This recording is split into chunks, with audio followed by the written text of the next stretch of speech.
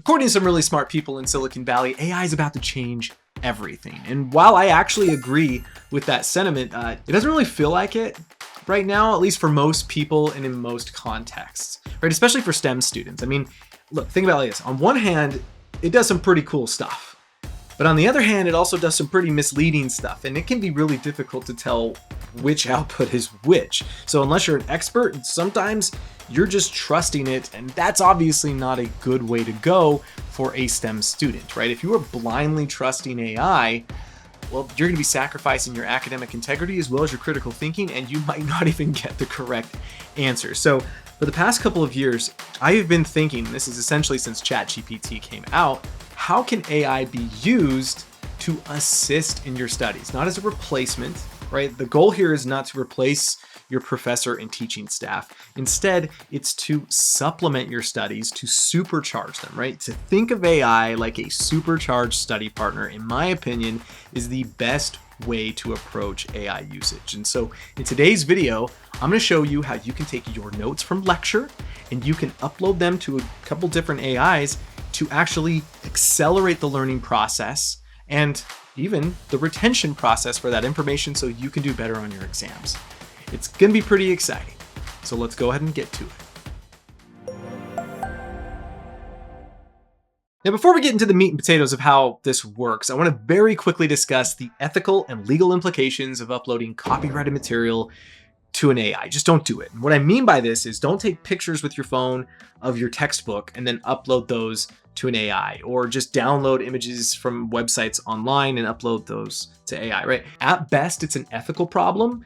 At worst, it's a legal issue. And I'm not an attorney and I'm not going to pretend to be one on the internet, but my personal opinion is that it's better to be safe than sorry. But outside of that, it's actually not even necessary, right? You have to understand that these AIs have already been trained on all the publicly available information. So everything that's in your textbook, it already knows. You're not going to be exposing it to new information. Instead, our goal is to focus all of the knowledge from these AIs into something that's going to be useful to you. And we're going to do that with your notes. So you don't even need to be sending copyrighted material to these AIs. All you need is your notes. So unless you wrote it yourself or typed it yourself or drew it yourself, don't be sending it to an AI. All right. Let's get into this. So let's start by looking at the tools that we're going to be utilizing today. And to absolutely no surprise, we're going to be using ChatGPT. You could use any large language model. If you want to use Google Gemini, if you want to use Claude, that's totally fine. I'm using ChatGPT because I think that it's currently the best available one. By the time you see this, it may not be, but that's what I'm currently using. I'm also using a paid version, although GPT 4o is available for free. They just cap your message limit. I think it's like 30 messages every 3 hours or something like that. But I'm a big fan of free. So everything I'm going to show you today can be done for free. But if you are a paid user, there's obviously going to be more advanced models like this O1 preview. Maybe by the time you see this, O1 will be out. And maybe that could be better for you at these tasks. I personally think 4o is perfectly fine. I think it does a great job, especially for what we're going to be doing today. For most tasks, it's actually pretty good. So ChatGPT is going to be perfect for us. The other one that we're going to be using is NotebookLM. This comes from Google, stands for Notebook Language Model. This thing is amazing. Some of the things it does are not all that impressive, to be honest, but it does something that is so incredible. It's like my favorite thing. You may have seen it, but I'm going to spoil it right now. It can create podcasts from your sources. Really, really cool. Now, what are sources? So what could you be uploading and sending to NotebookLM and ChatGPT? Well, you can see right here for NotebookLM, it supports PDF, text files, Markdown, audio in MP3. So this is actually a really important thing I could bring up. If you have permission to record the lectures of your, from your professor, I really encourage you to do that. And I do say permission, right? You should be asking. Most professors or teachers are going to be fine with this. I know I let my students do this all the time, but I also tell them that they can do this at the very first class of our course. So make sure you have permission to do it. And then if you can, you got to make sure that it's going to be an MP3. But what's really cool is when you upload it to this, it can actually transcribe it for you. Now there's plenty of transcription software out there that you could also do that. But what I've found is most of them really struggle with Greek and Latin and just medical terminology in general. But it is what it is, right? The technology is getting better, and my assumption is that in the next few years, that will not be a problem at all. So pick your battles. But at the same time, so those are the types that you can upload here. Now, ChatGPT will tell you that it can, take audio files. It struggles, in my opinion, from what I've experimented with, so I really wouldn't do that. But the other thing you could be doing is taking pictures and taking pictures of your notes with your phone if you don't want to type it out. But here's the thing. I want to show you what I have also in front of us is I have notes that I did back when I was a student. So I had ChatGPT actually make it prettier. They were just a giant mess. So they all look very formatted and consistent among these because ChatGPT made them look better. But these are my notes back from when I was a student. So I have notes on the respiratory system, the nervous system, the endocrine system, and then also on the digestive system. Now, you can take pictures of your notes, but if they're typed, that's also perfect. You're just going to make sure that it's in a PDF or a text file, and then you're going to want to be able to upload them that way. But these are going to be the things you're going to need for today. And what basically our goal is we are going to get these AIs to help us based specifically off our notes. Now, here is something else though we could add, because maybe you don't take great notes, right? I know plenty of students who are like that, and as much as I want everyone to be a great note taker, sometimes you're just not. So if you're not a great note taker, actually, it's a pretty simple thing you could do is you could actually have ChatGPT generate notes for you. And then you can end up with something very similar to this. Again, because ChatGPT helped refine and kind of reformat my notes. But let's say, for instance, you wanted notes on, let's say, the urinary system. So you could say can you generate some notes on the urinary system? Please focus on the following structures. And then what you can do, if I can spell, is then come in here and then you could just list them off, right? So maybe you're saying kidney, ureter, urinary bladder, and then urethra. And then you can keep going. So say for instance, what you could do is grab your textbook, because remember, we're not taking pictures of our textbook, but let's say you have your textbook. You could go through it and just look at all of the structures that you're going to need to be working on and just start listing them here. So you can get really specific. So for the kidney, maybe you just add in here okay, renal cortex, renal medulla, let's say minor and major calyxes, right? So you can just, I spelled that wrong, but you can just go through this and through your textbook and just start listing off the structures. And then what you could do, let's just see what it generates. I don't even know what it's going to generate here. So here's some notes, certainly, right? And it tells you kidney, and it tells you location, structure. So if you do this correctly, you can, again, you're getting the AI to work for you, and you can end up with a note. And then what you could do is, you can export this, you could copy and paste it to a Google Doc or something, turn it into a PDF. You can turn these notes into something that we can work with. So it's really powerful in that sense. So if you don't have the notes, you can make notes for you, but I encourage you to take notes during lecture. And but this is what we're going to be working with for today's video. All right, so we're going to start with NotebookLM, and this is what I would actually encourage you to start with as well. So you are back from lecture, you have your notes, you're getting in front of your desktop, which, by the way, there may be an app. I don't think there's an app. I think this is only really available through desktop. But you sit down and you open NotebookLM, and then what you're going to do is you're going to upload your sources, and that's what you can see right here. So I have those 4 notes that I showed earlier, and then when I've uploaded it, now I'm left here. And so we have kind of this chat that we have, and we can say view chat, but what I want to do is come over to where it says notebook guide. And when I click on that, what we can see is over here, it says help me create. You can create an FAQ, a study guide, table of contents, a timeline, a briefing doc. These can be helpful, and it kind of depends on what it is. So let me click on one to show you what it does and how quickly it does it. So let's say table of contents. So remember, this is going to be generating table of contents based on my 4 docs of notes. So it's just going to sit here and generate based off of it. This usually goes pretty fast, but again, it also depends on how much you are providing it.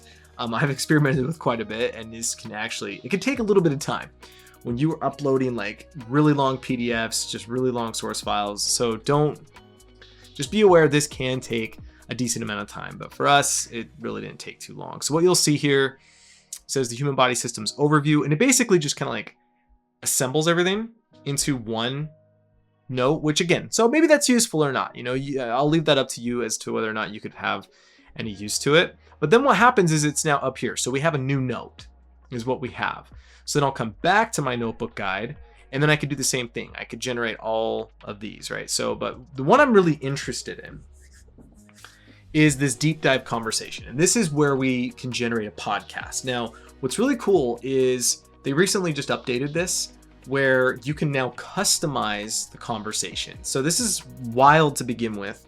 What it generates is two characters, a male and a female, having a conversation as though it's a podcast, and it's very natural sounding. Like when you hear this, you're going to be blown away. But what we can do now is customize it. So I can come in here for custom instructions, and it tells you, things to try, like focus on a specific source. So like, for instance, what I could do, this is where, again, we're getting our notes to work for us. One of the biggest problems that anatomy students have, at least in my experience, is that they know the information, but they don't really know how it all fits together.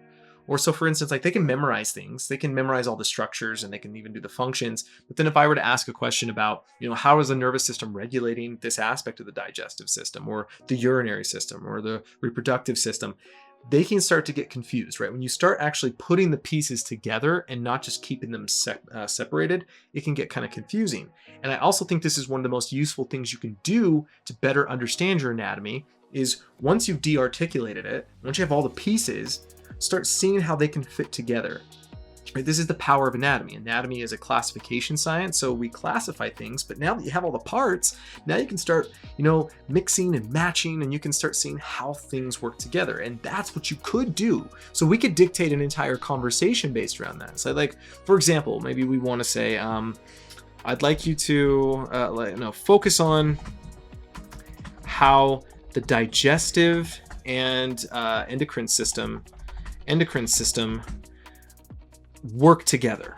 I don't know, let's just say it like that. And the point here is actually also to use natural language, right? You don't need to necessarily be too specific with your language. Say like, for instance, just getting down into the minutia of the terminology, stay pretty natural. And then what I'm gonna do is I'm gonna click generate. Now I'm gonna have to speed this up because this is going to take, as it says, a few minutes. It kind of just, again, depends on how long are the sources, what is it pulling from, and how much customization did you do. But so I'm gonna let this generate, and then we'll come back when it's ready. All right, so we are back. This took about 5 minutes to generate, and what we see is it came up with a 14-minute long podcast. Now I'm really excited for you to hear this, so I'm just gonna push play, and you're gonna get a real good idea of what this does. Welcome back, everybody. Ready for another deep dive? Absolutely. Always excited to jump into some fascinating science. Well, today we're tackling a partnership you might not think about too often. Oh, let's hear The it. digestive system and the endocrine system. Interesting. Two systems that, honestly, I usually consider pretty separate. Right.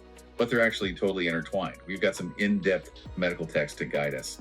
And trust me, there are some seriously cool connections to uncover. I think you probably understand why I get so excited about this, right? Like this is one of the most brilliant uses of AI that I could have ever, I couldn't even have imagined it, right? When this happened, I was so surprised and so taken aback and so excited about it. I've been playing with this for weeks now, since this first came out. And then this new customization aspect only came out a couple weeks ago, and I have just been obsessed with it. And, in terms of retention, it's just so cool because what you'll find is they simplify everything without oversimplifying it. And it's spoken in a conversational way. So this is a real effective and easy way to just kind of think about your notes as maybe like you're on a treadmill, or you're working out, or maybe you're, walking on campus, or maybe you're just relaxing in your dorm room. Like fill in the blank of whatever you do to relax. You just have your headphones in, and you are listening to a podcast, but it's a podcast on your notes and it's done in a very natural way. This helps with retention because it's so casual. It's kind of like remembering a conversation as opposed to remembering all of these just tedious details. This is so profound. I have played with this so many different ways. And what you can do is you can get rid of this one. So you can kind of come over here, like it says like delete. So I'm going to download it before I delete it, but you could delete it. And then what you can do is generate a new one with new custom instructions. You can dictate the conversation, or you could just not even customize it at all and just see what happens. And what I find when you do that is it just goes over it pretty extensively. And again, I've had really long ones. I've had this go all the way up to 40 minutes. I think it was about 40 minutes. I didn't listen to it all, but just it's so incredible what is possible with this. So if you pair this with this type of stuff here, like the table of contents, the briefing doc, and so on and so forth, I mean, like you can get a really, effective study tool ecosystem based purely off your notes.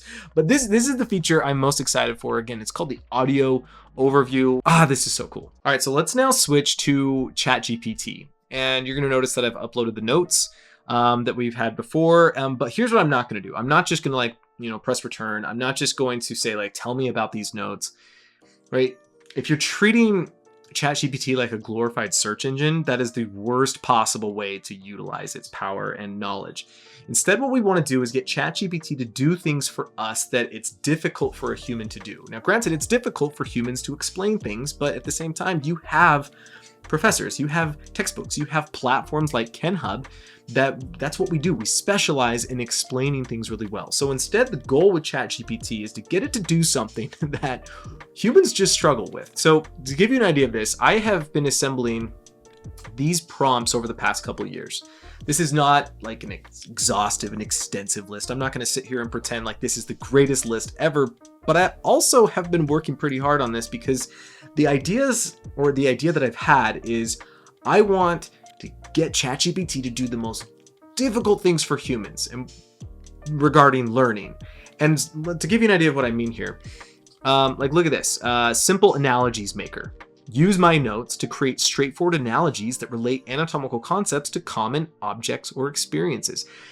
I'm not saying that all great instructors can analogize, but that's pretty much kind of what I'm saying. Like, it's amazing when you see a really good teacher, they can almost effortlessly just make an analogy that can cause the students to just, oh yeah, that makes a ton of sense. It's amazing how a great public speaker can do that. Analogies are something that is just a very effective teaching tool.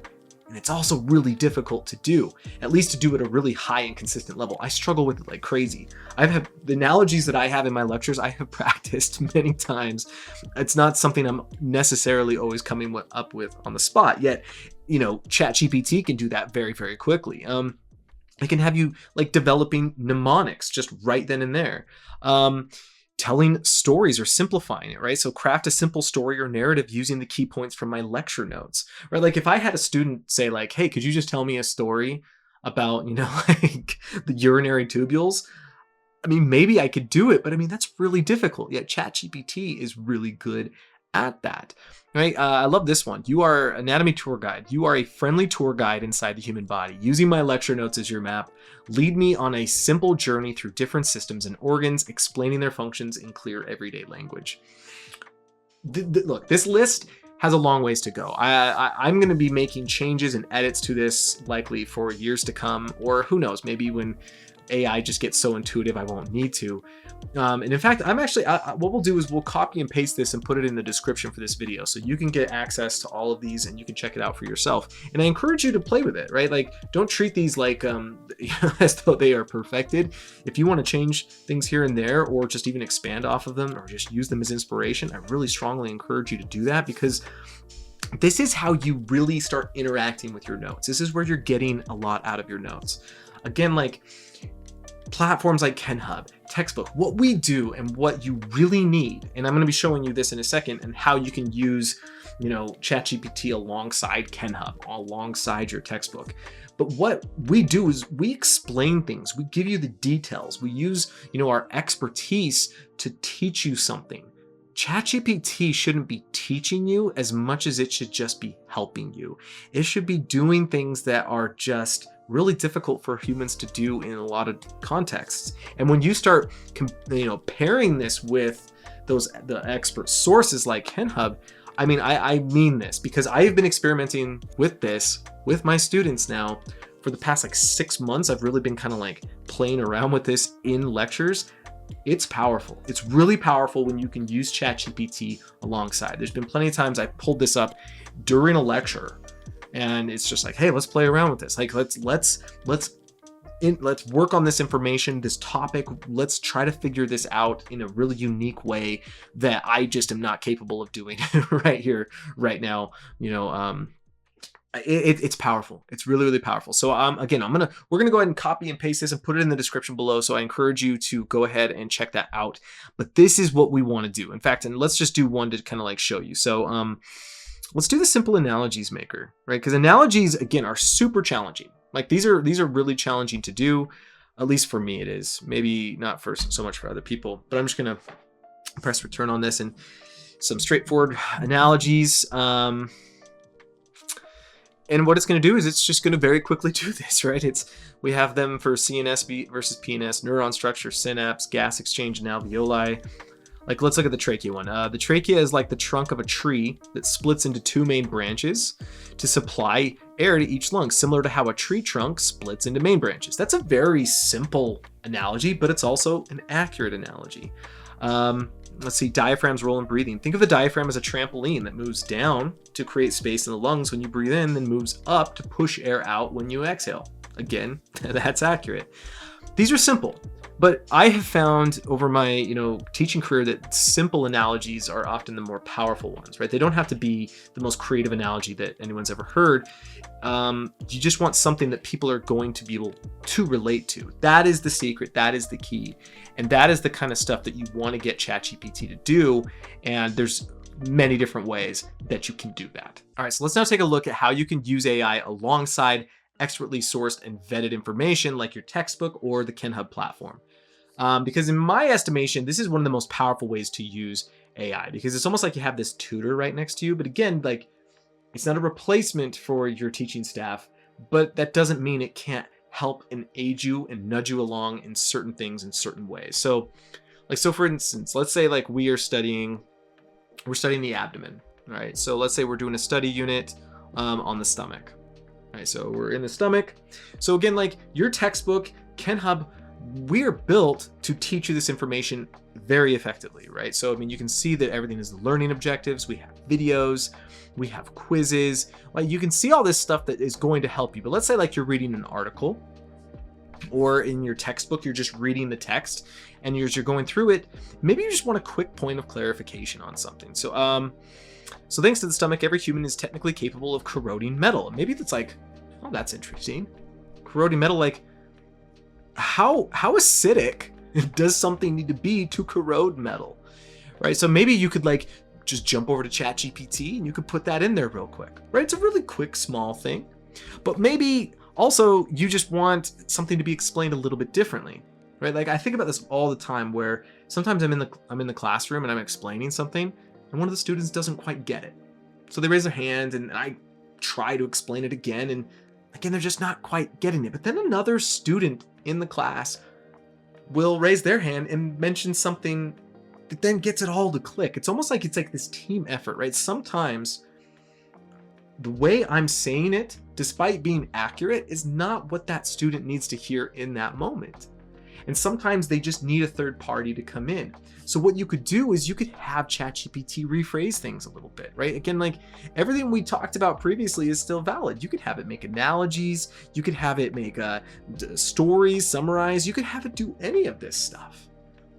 And the goal here, again, is not to teach you anything, but it's more about rephrasing, rewording. I do this all the time with ChatGPT when it comes to writing, where I don't have ChatGPT write for me, but sometimes I have it rephrase something to see if I like the sound of it a little bit better, or maybe a little element of it, right?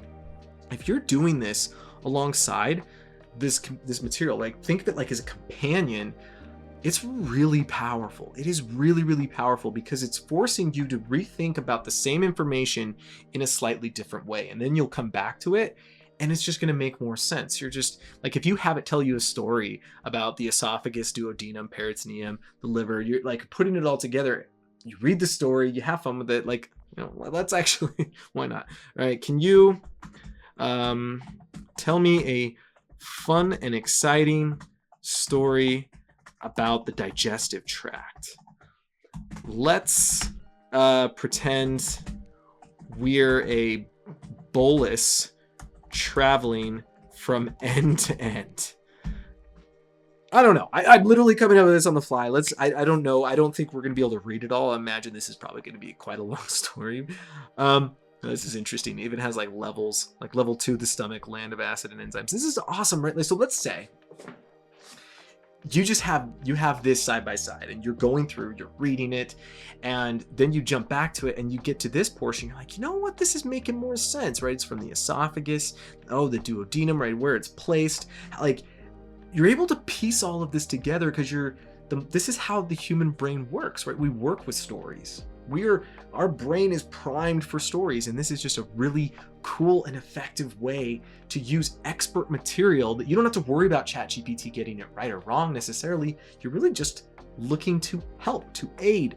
It's such a fun way to do this. Again, I've been doing this in the classroom now for quite a bit of time, and my students really enjoy it. And I find that I'm getting better results in their retention and understanding, and it's immediate too. I promise if you start incorporating it like this, you are going to be blown away with how you can really just make the material work for you. I really hope you enjoyed today's video. I had a lot of fun putting it together, and there's so much more that we could say. And what we're actually curious to hear is what other things you've come up with or other strategies with AI to help improve your study. So be sure to leave that in the comments below, because we're always looking for other ways to improve upon these methods. There's so much potential with AI. We would love to see what you have to say. But while you're down there, be sure to like, comment other things, but also subscribe if you haven't already. But thanks for watching, everybody, and we'll see you in the next one.